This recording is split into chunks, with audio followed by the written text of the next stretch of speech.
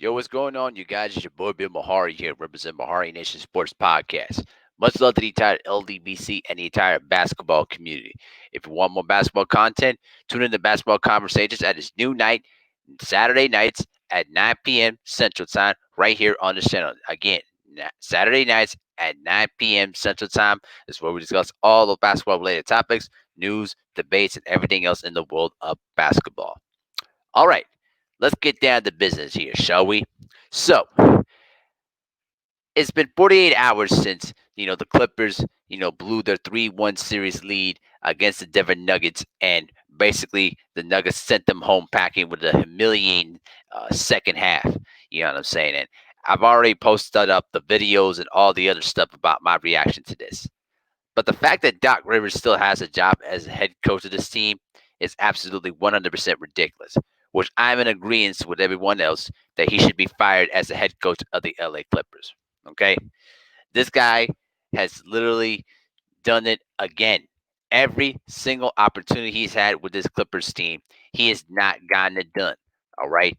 And now I know that he came out on record and pretty much said that he takes full responsibility for what happened with the team, which, is commendable for him to do that. You know what I'm saying? There are a lot of coaches that don't try to do that. But ever since he took over the Clippers in 2013, okay, after spending nearly what? Let's see, one, two, three, four, at least 5 to 8, actually at least 6 to 8 seasons with the Boston Celtics and winning a championship in 2008. Pretty much, he's pretty much had a winning record in every season he's been with the LA Clippers. But the first time, the first year he played with the Clippers. I'm sorry, he coached the Clippers. They lost in the conference semifinals. All right, 2 straight seasons they lost in the conference semifinals. All right, and back in 2016 and 2017 they lost in the first round, and then in 2018 they missed the playoffs. All right, and then in 2019 they did make the playoffs as an 8th seed. But in all sincerity, guys, Doc Rivers right now needs to be fired on his postseason performances. Okay, and I recently looked up an article about this too, guys, from Hoop Hype, which is basically intertwines with USA Today Sports. All right, and looking back at his entire coaching resume, the man has now got three blown 3-1 series leads in his resume. You got to go all the way back to 2003 when he was coaching with the Orlando Magic. Okay, now when he took over the Magic in 1999, he took over Chuck Daly, who's struggling with health issues at the time, and not many people expected him to do much as his first time around as a head coach, but he overachieved in 2000, leading into 41 regular season victories and barely missing the playoffs. Then in the offseason, he the Magic obtained Grant Hill and Tracy McGrady, and they could have had Tim Duncan if Doc Rivers would have not gotten in the way. But that's the story for another day. But unfortunately, Grant Hill's ankles did not improve and was missing a lot of his prime years. But in 2001, he had Tracy McGrady, leading the way, winning Most Improved Player award and won 43 regular season games, but also lost in the first round. Next year, 2002, won 44 games, but still lost in the first round against the Charlotte Hornets. Then we get to 2003. Now, when he was coaching that team, he helped lead the Magic to a 3-1 series lead against the Detroit Pistons. And Tracy McGrady, after leading his team to victory in Game 4, said that it felt good to get out of the second round, right? Not realizing that the fact that the NBA changed the first round series from a 5-game series to a 7-game series. So it doesn't mean that you won the entire series. Maybe back then that would have been the case, but that's not what would happen then. And what happened afterwards? The Pistons went on to beat the Magic in Game 5 by 31 points, Game 6 by 7 points, and then blowing out the Magic by 15 points to win the series in 7 games. Now, I will say that with that team, besides Tracy McGrady, you had a young Drew Gooden at 14 points per game, and then Daryl Armstrong at 9.5 points per game. All right. But still, you were up 3 games to 1, and you blew that lead, which is one of the first few indictments. Okay. Now, you fast forward all the way to 2015. Okay. Now, Doc Rivers was coaching Lob City with Chris Paul, Blake Griffin, and DeAndre Jordan, them boys, right? And managed to go up 3 games to 1 in that series, right? Then in your own home court in Game 6. Now they did get blown out in Game 5 in Houston, which is kind of expected, but they were up by as many as 19 points. All right, 19 points. All right, heading into the fourth quarter, they was up by as many as 25. Okay, and what happened? The Rockets, without James Harden, outscored the Clippers 40-15 in the entire fourth quarter, and the Clippers shot 19% from the field. They couldn't even buy a bucket. And Doc Rivers was sitting there and did not do anything to stop the bleeding. And once again, James Harden was sitting the entire bench for that fourth quarter while the Rockets came in and came back on their behinds. And then what happened after that? They lost Game 7 in a blowout in their home court. And 48 hours ago, the same thing happened. All right. And this one's even worse because you had a very deep and very hungry, talented team, and you couldn't find a way to get them past to the conference finals. Now, keep this in mind. The Clippers, in their 50 plus year history, going back to the days at the Buffalo Braves, they had never made it to a conference final.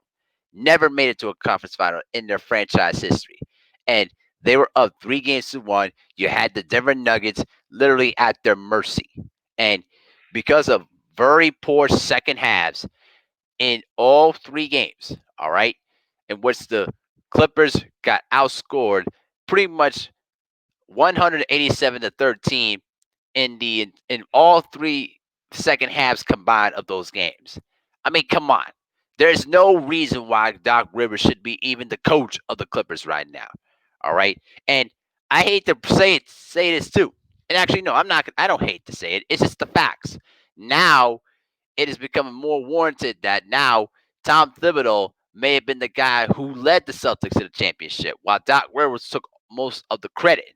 All right. Now, originally, I came into Doc Rivers' defense on that championship, and now after seeing what I saw with this Clippers team, I'm just telling you right now, I think there's a legitimate argument that could be made that Tom Thibodeau, the anchor of that great Celtic defense, and those three Hall of Famers of KG, Pearson, and Allen. Let me tell you something. There's substance to the argument that Tom Thibodeau was the guy who really coached that team. And let's keep this in mind. Andrew Bynum missed the entire season with the knee injury, with his right knee. Okay? And if Andrew Bynum would have been healthy in that series, that's a totally different ball game. And the Lakers would have had a good chance of pulling out that series. All right, with a healthy Andrew Bynum. So let's put it that way. Doc Rivers got lucky in 2008 that things worked out for his team because of how deeply talented they were. But ever since then he's made two NBA finals. He won in 2008 and he lost in 2009. All right.